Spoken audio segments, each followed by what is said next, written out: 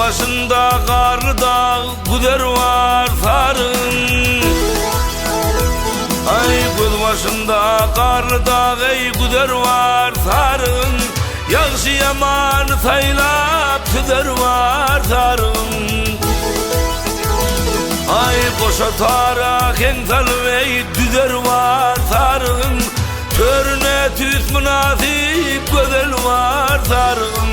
Böyle kaney daman yurt gözel var sarın. Ay koynu bava kammarlı yuğurlanan tutarda. Nese rivayet dörede ilim senin baraday. Ay kılıç kemren yiğitler bedavatın daraday. Pisseli dağlar bileley halaman yap araday. Ata baba meskeni gezen var sarın.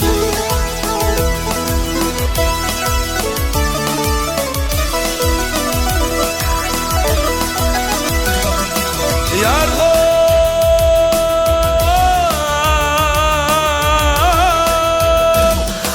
Keremli toprağına dil yetirmez şert eden. Arka arka nesil var namusuna yerkeden. Ay ilerisinde hocalar gayrasında telhatan. Aralıkta sahih babam karavutir pendiden. Bir vardan patadi ezel var zarım. Ay dekin bilen insabından kuyulandır yasalıp. Kalbi umman bolsa da erkünüzme yeselim. Ay sıpayıdır sadadır koğunun avlar peselep. Öden yazdan sıptım diysen kurt yatandır keserep. Dinler olsam yeterinden yeter var sarığın. Ay eneler mi akçayından namazlığın dokarlar.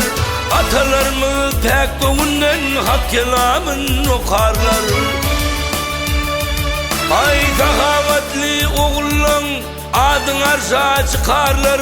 Kuvan halkım saya salyar sana beyir çınarlar.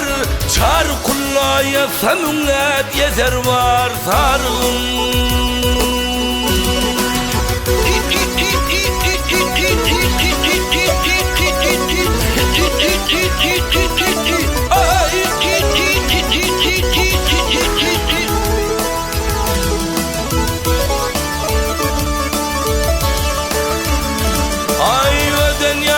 Sıptım diysen kurt yatandır keserep. Dinler olsam yeterinden yeter var sarığım.